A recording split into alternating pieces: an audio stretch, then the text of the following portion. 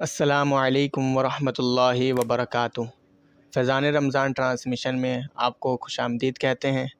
الحمدللہ آج بھی ہم کچھ مختصر اور معلوماتی سوالات کے ساتھ حاضر ہوئے ہیں جن کے جوابات ہمیں حضرت علامہ مولانا مفتی محمد شفیق الرحمن رضوی صاحب ارشاد فرمائیں گے۔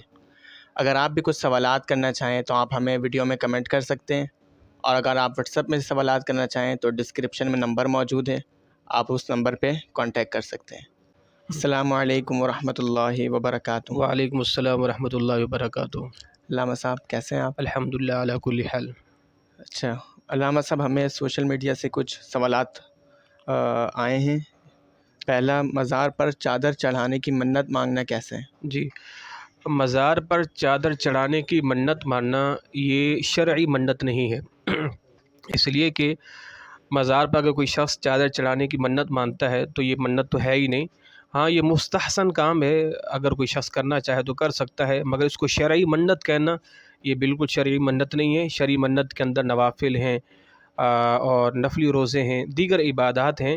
مزار پر چادر چڑھانے کی منت یہ شرعی منت نہیں ہے کہ منت ہے میں فلاں مزار پر جاؤں گا یا جاؤں گی، تو یہ شرعی منت نہیں ہے، اس کو منت نہیں کہہ سکتے۔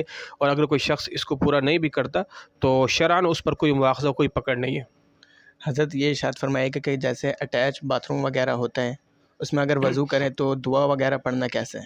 اٹیچ باتھ کے اندر دعا وغیرہ، بسم اللہ، درود شریف، کلمہ طیبہ وغیرہ اس کی پڑھنے کی اجازت نہیں ہے، اس لیے کہ وہ بیت الخلاء ہے۔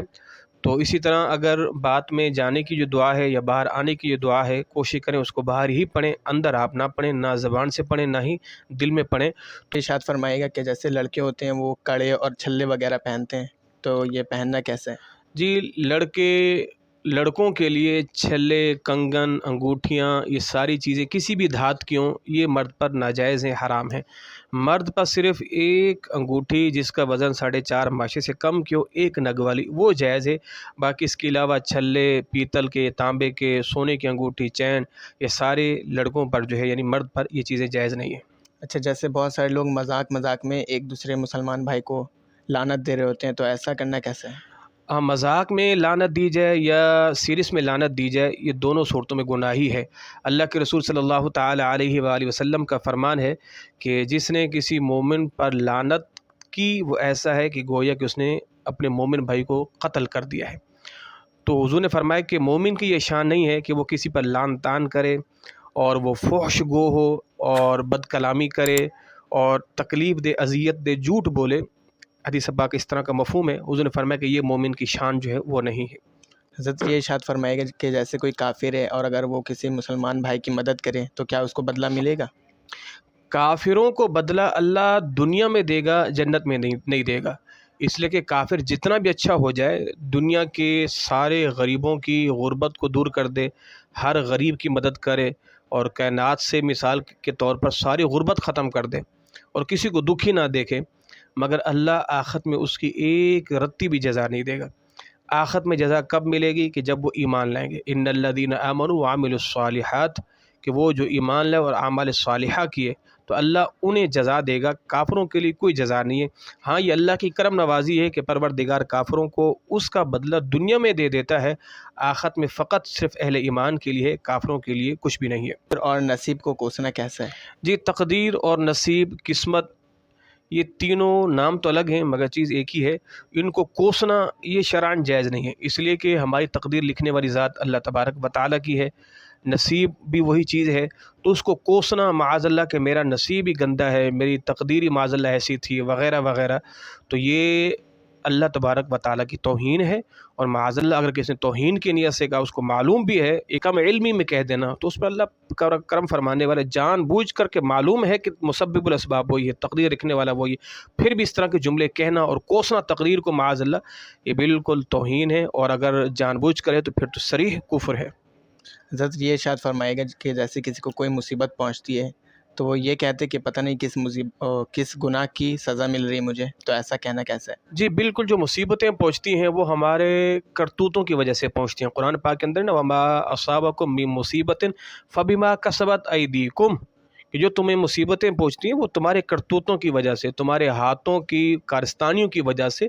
جیسے کچھ لوگ ہوتے ہیں اللہ عز و جل کو اللہ میاں کہہ کر پکارتے ہیں، تو ایسا کہنا کیسے؟ جی، اللہ تبارک و تعالیٰ کے لفظ میاں کہنا یہ درست نہیں ہے، اس لیے کہ لفظ میاں کے کئی معنی ہیں۔ اس کا ایک معنی بزرگ بھی ہے، اس کا ایک معنی جسے ہم کہتے ہیں شوہر وہ بھی ہے، اس کا ایک معنی سائیں بھی ہے، ملنگ بھی ہے، وغیرہ وغیرہ۔ تو ظاہر معاذ اللہ یہ لفظ ہی اللہ کی شایان شان نہیں ہے، تو اللہ تبارک و تعالیٰ کو میاں نہیں کہہ سکتے۔ ہاں، اگر کوئی شخص بھول کر یا کم علمی کی وجہ سے کہہ دیتا ہے تو اس پر کوئی پکڑ نہیں ہے، مواخذہ نہیں ہے۔ جس کو معلوم ہو جائے کہ یہ جملے اللہ کی شایان شان نہیں ہے تو اس کو پھر یہ زیب نہیں دیتا کہ وہ کبھی بھی اس طرح کی جسارت کرے اور یہ جملے اللہ کی ذات کے لیے بولے۔ اچھا حضرت، یہ ارشاد فرمائے گا کہ جیسے منگیتر کو انگوٹھی پہنانا کیسا ہے؟ منگیتر کو انگوٹھی پہنانا بالکل ناجائز ہے، گناہ ہے، حرام ہے، اس لیے کہ وہ آپ کے لیے غیر محرم ہے۔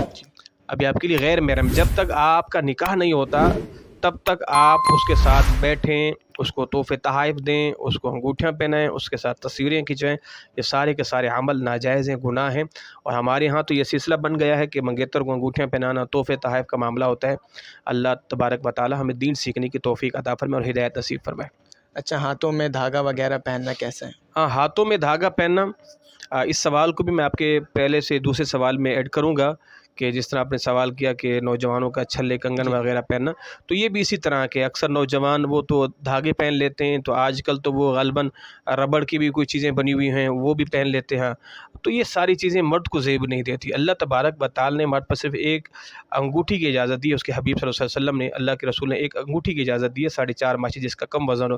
باقی یہ چھلے کنگن لاکٹ وغیرہ یہ سب مرد پر جائز نہیں ہے۔ اور کچھ یہ کہتے ہیں جناب یہ فلاں مزار کا داغ ہے، فلاں مزار کا داغ ہے، بھلے جس مزار کا داغ ہو، کوئی اس کی اجازت نہیں ہے۔ ہاں، ایک اس کی صورت رخصت کی، جیسے کوئی قرآن پڑھ کے دھاگے پر دم کر دیتا ہے تو اس کو پہننے کی حاجت ہے، اس کے علاوہ کسی دھاگے کے پہننے کی حاجت نہیں ہے۔ والی پرفیوم لگا کر نماز پڑھنا کیسے؟ منہ میں بلوا کی وجہ سے اس کی اجازت دی ہے، کیونکہ جتنے بھی پرفیوم آ رہے ہیں، باڈی اسپرے وغیرہ جتنے بھی ہیں، تو اس میں سب میں ہی الکوہول استعمال ہو رہی ہے، تو علماء کرام نے عموم بلوا کی وجہ سے اس کو استعمال کرنے کی اجازت دی ہے۔ آج ہمارے سیگمنٹ میں بس اتنا ہی۔ اب کل اگلے دن ملاقات ہوگی نئے عنوان کے ساتھ، اور آپ ہمارے چینل کو بھی ضرور سبسکرائب کیجیے گا، ہمارے اس ویڈیو کو بھی لائک کریں اور اپنے دوستوں کے ساتھ بھی شیئر کریں۔ اللہ حافظ۔